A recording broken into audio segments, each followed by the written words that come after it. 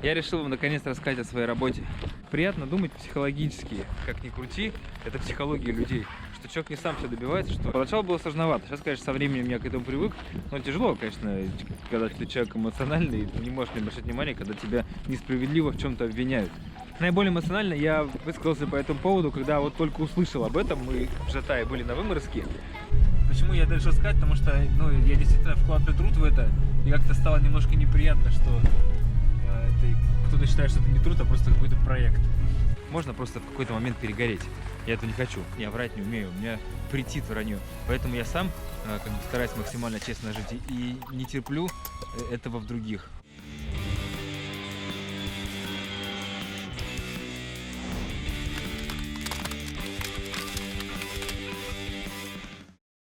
Зацените, как красиво выглядит моя дорога на работу по утрам. Минут 20 примерно я иду пешком. Сейчас ближе к 50 температура. Блин, иду и кайфую. Просто наслаждаюсь видами.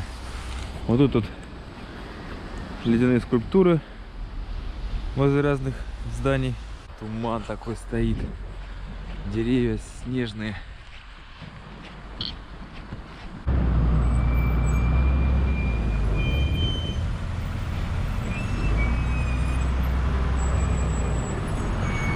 Почему-то мне захотелось начать это видео именно с этого кусочка глухозимья. Сейчас уже у нас 5 марта, весна. Солнце, смотрите, как уже высоко светит сейчас день. Везде на улице вот убирают снег слоями. Видите, как за зиму он утрамбовывается. Мы идем в бизнес-центр на Кирова 18. Я решил вам наконец рассказать о своей работе, чем я занимаюсь в Якутске, какая у меня профессия. Долго молчал. Были некоторые причины, чтобы не распространяться, и рабочего характера, и в принципе не хотел замешивать работу с каналом, потому что начал все это для души. Это сейчас я решил, что я все-таки хочу, чтобы это моим было профессиональным делом, то, чем я занимаюсь. Но еще очень много домыслов вокруг моей личности. Получается, что там многие с самых первых дней начали считать меня каким-то проектом, там чего-то там, что у нас просто так ничего не делается, да, что вот не может быть какое-то там явление происходить, это обязательно организованный для чего-то процесс, кем-то там, не знаю, что только не писали там. Самый такой распространенный, что проект министерства по туризму. Один раз меня позвали на ралли-рейд. Вероника Высоких, это помощник мэра по туризму, она позвала меня на ралли-рейд «Полюс холода» в Аймикон поехать. Представляете, какой дурак от этого откажется? Конечно же, я не отказался. И вот съездили, крутая была поездка. Я до сих пор Веронике благодарен за это, что я смог побывать в Аймиконе буквально через несколько месяцев, как я приехал в Якутию. Круто же? Многие вообще никогда там не были, поэтому это такая была уникальная возможность. И после этого меня как-то приписали там к администрации, не знаю, хотя я состою в совете по туризму при администрации. Сардана Владимировна организовала этот совет. Меня туда включили, но у меня нет времени его посещать, к сожалению, пока я чаще всего только на бумаге. То есть, получается, какое-то отношение я к этому имею, но говорю, что меня просто пригласили, собирали в этот совет разных деятелей. Да, я как бы, человек, освещающий туризм, как ни крути. Поэтому меня тоже туда позвали. В общем, что только не пишут. И там, что проект Кремля, там даже такое писали. Типа, кто бабки платит, тот даму и танцует. Бред всякий. Я, в принципе, на это внимание не обращал. Потому что я, в принципе, сунулся в такую сферу деятельности, где это будет постоянно. Поначалу было сложновато. Сейчас, конечно, со временем я к этому привык. Но тяжело, конечно, когда ты человек эмоциональный, и ты не можешь не обращать внимания, когда тебя несправедливо в чем-то обвиняют. Но когда ездил с Николаем Васильевым в Жатай, вот Николай мне помогает с моими съемками, он мне там рассказал, что на самом деле даже он и его друзья считают, что я проект министерства по туризму. Люди как-то что-то там связали. По сути, что такое проект? Да, проект — это организованное, тем более администрация, министерством, что-то организованное, что-то, что проплачивается. То есть, получается, я не сам все делаю. Почему мне стало обидно? То есть я-то верчусь, кручусь сам как могу. Я даже никому монтаж не позволяю сделать, потому что это у меня в голове все. Вот я только понимаю, как я буду все это, хоть я и не умею еще функционально пользоваться всеми функциями, нормально, качественно делать. Мне на это тоже нужно очень много времени. Научиться, развиться. Но, по крайней мере, это мое, я творю. И, ну, конечно, убивается на это много времени, но не могу это никому позволить. Я перестал смотреть фильмы практически, ну, раз в неделю. Иногда я ложусь там, вот все, выкидываю, все, ролик выпустишь, выкинешь все из головы. Ляжешь, и то я могу не досмотреть. Как правило, я не досматриваю, у меня какая-нибудь идея в голову прилетит. Я там, говорит, за монтаж сажусь. Один фиг, я начинаю монтировать и сидеть, потому что я понимаю, что времени катастрофически не хватит. У меня работа по 6 дней в неделю примерно. Я до 6 до 7 работаю, иногда там еще больше. А так, по сути, чтобы мне в пятницу выпускать видео, хотя бы одно в неделю в пятницу, это мне нужно в выходные хотя бы базу подготовить. И вот понедельник, вторник, всегда 4-3 вечера, и в четверг я уже должен выпустить. Приятно думать психологически, как ни крути, это психология людей. Что человек не сам себя добивается, что его кто-то там спонсирует, да, ну, то есть не бывает, что человек сам своим трудом, это очень-очень редко. А почему это, кстати, вот этот момент тоже очень важен, почему мы так думаем, даже я так думаю. И я так думаю раньше, сейчас я это просто осознал, потому что тем самым мы оправдываем свои, ну, я не сказал неудачи, а свои стояния на месте. То, что мы ничего не делаем, мы оправдываемся тем, что и те, кто делают, им помогают. То есть они не сами. Это такие оправдания, на самом деле. И вот мне Николай говорит, что я думал, пока с тобой не познакомился, и он познакомился, понял, что я сам один, и вот он мне хочет, решил помочь, потому что он очень многих в Якутске знает, почти всех, и дает мне очень много возможностей, он мне знакомит с интересными людьми. У меня какая-то идея, слушай, а вот там промышленный альпинизм интересно есть? Я говорю, да, у меня есть друзья, знаю, там, а то-то, да, вот я как бы всех знает, вот прям вот я, ну, мне это очень помогает. Коль, спасибо тебе, я знаю, что ты смотришь, реально очень тебе благодарен за эту помощь. Вот такая помощь мне, конечно же, не помешает. Совсем одному очень сложно, тяжело. И вот он говорит, там, я своему другу, режиссеру, там, тоже мы встретились, говорю, вот я сейчас с Эркином снимаю. Эркин, этот проект министерства. Наиболее эмоционально я высказался по этому поводу, когда вот только услышал об этом. Мы в Жатае были на Выморозке, как раз снимали Выморозку, тоже я готовлю этот выпуск. Николай мне сегодня рассказал удивительную вещь. Он про меня друзьям рассказывает, а вчера там встретился с другом, говорит, вот Эркин, типа, есть такой вот. Он, да, знаю. Типа этот проект почему-то, оказывается, меня так считает. Мне, в принципе, по барабану, ну, с одной стороны, потому что самое главное, что я думаю о том, что я делаю, о себе. Но с какой-то стороны мне немножко даже неприятно, что как будто бы меня там кто-то там прям меня пригласил в республику снимать, спонсировать все это. Вы видите, как я искренне все делаю. И это я делаю, потому что я не умею обманывать. Такого бы человека не позвали. Позвали бы какого-нибудь более профессионального, мне кажется, блогера, который бы с умом это все делал, не так как я учусь, получается, на этом всем. А деньги я зарабатываю на основной работе на своей, о которой я не хочу пока рассказывать, потому что, ну, вот так получается, не хочу. С клиентами я работаю, и вы все знаете, что я трачу на работе основную массу своего времени. А если бы меня кто-то спонсировал, я бы сейчас мотался бы по всей республике, снимал бы, и только этим бы и занимался, вообще кайфовал бы.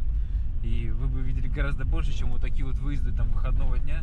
Вот сегодня суббота, у меня была встреча с клиентами, но я ее перенес на 5 часов, чтобы сегодня съездить сюда. И сейчас я приезжаю домой и иду на встречу.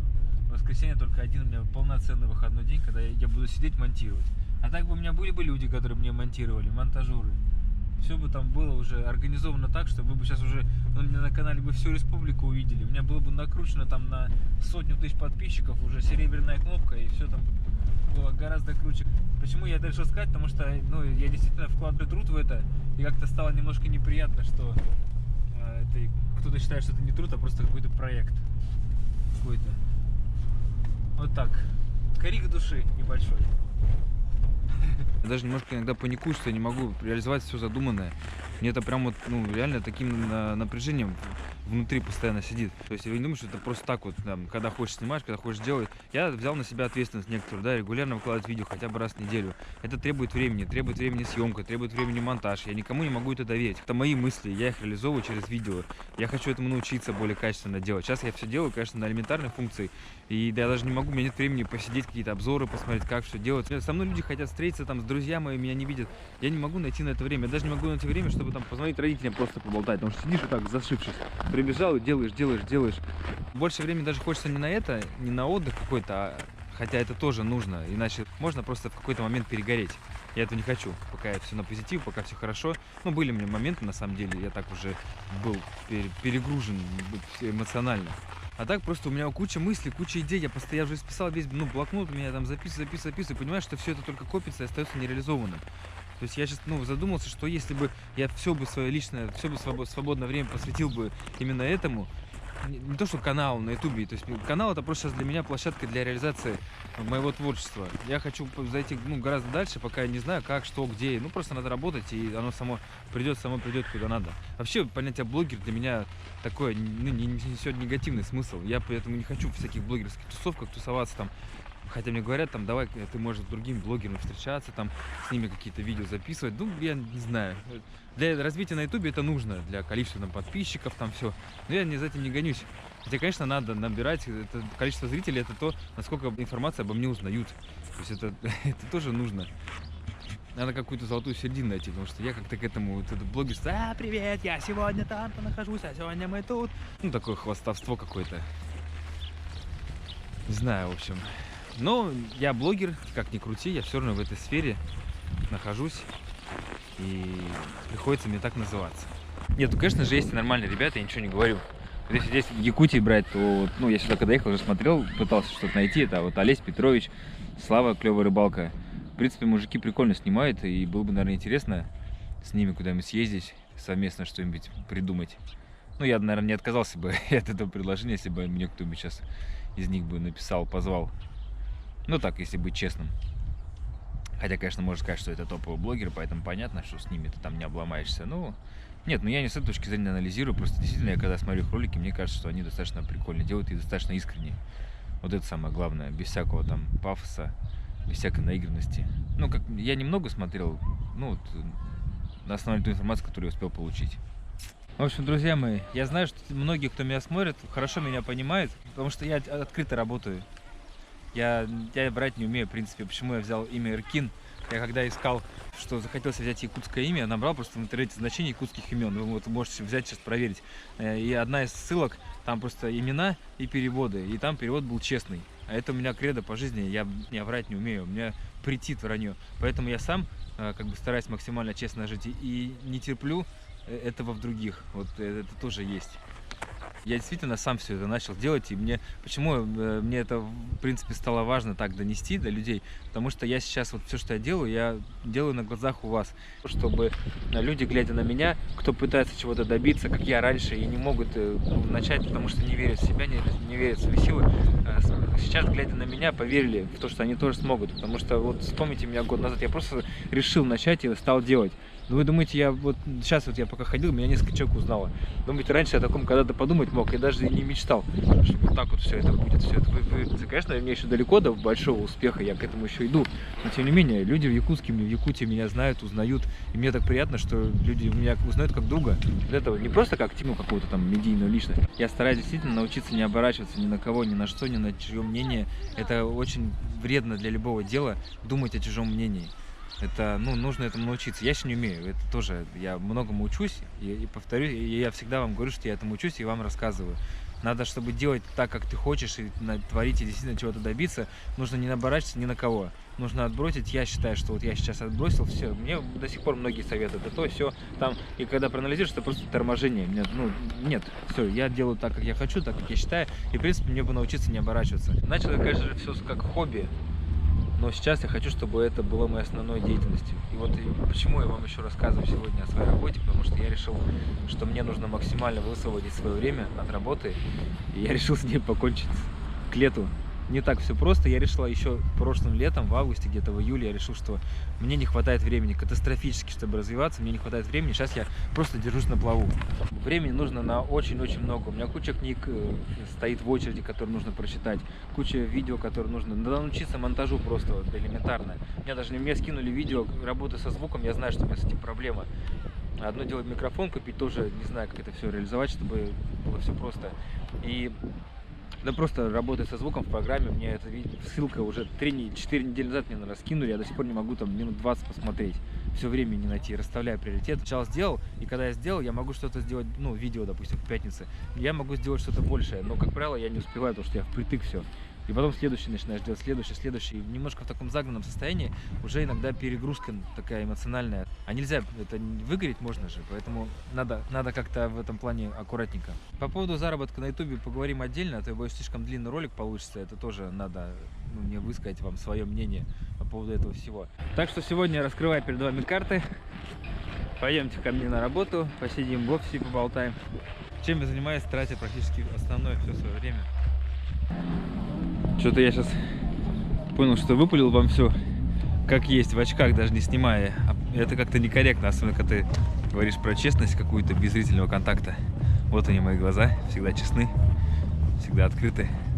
Решил разбить эту серию на 2 части, потому что и так много слов, никто не досмотрит. Так что извиняйте, секрет раскрою в следующей части уже скоро. Ждите. Молодец. Застали меня зрители в процессе работы. Вот